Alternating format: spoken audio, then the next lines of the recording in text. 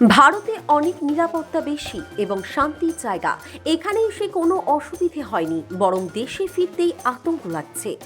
বাংলাদেশ থেকে যারা ভারতবর্ষের চিকিৎসা কিংবা অন্য কারণে এসেছিলেন, সীমান্তে বাংলাদেশের ফেরার সময় প্রতিক্রিয়া একাধিক বাংলাদেশিদের।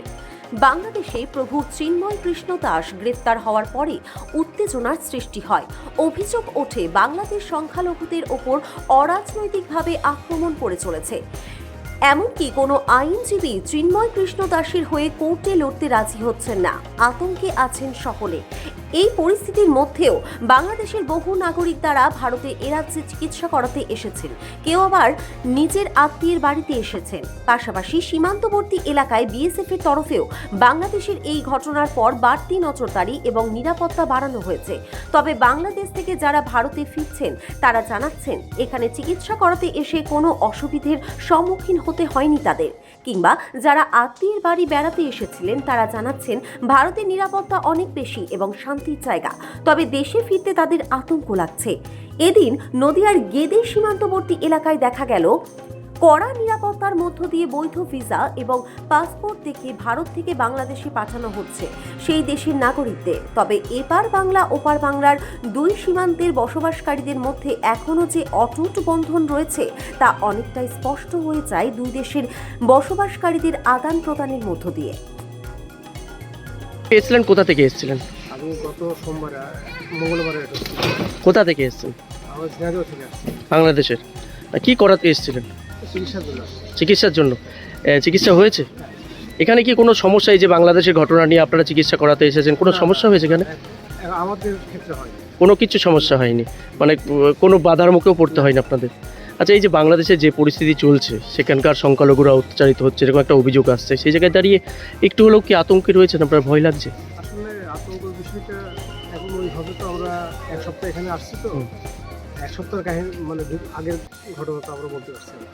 মানে আপনারা তো খবরে দেখছেন যে এরকম একটা অস্থির পরিস্থিতি চলছে। কিছু ঘটনা হচ্ছে, আচ্ছা এখন হচ্ছে।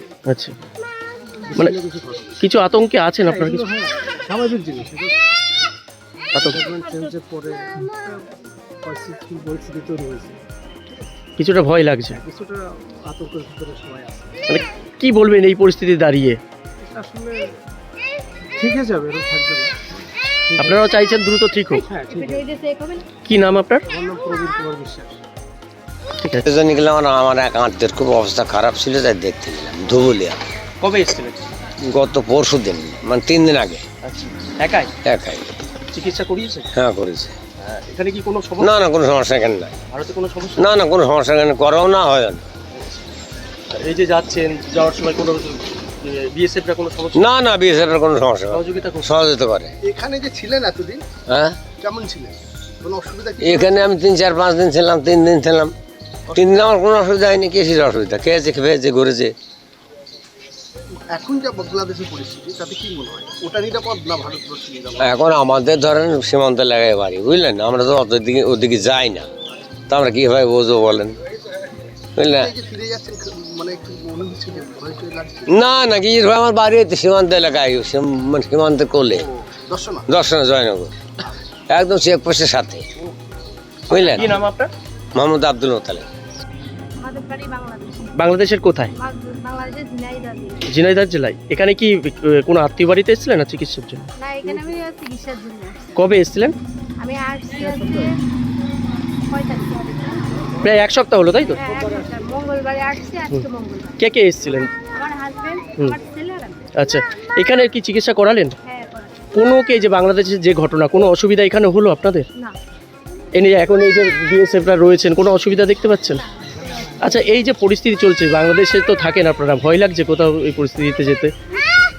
হয়তো একটু লাগেই ভয়। ভয় লাগছে, তাও তো যেতে হচ্ছে নাকি? তাও যেতে হবে। কি নাম আপনার?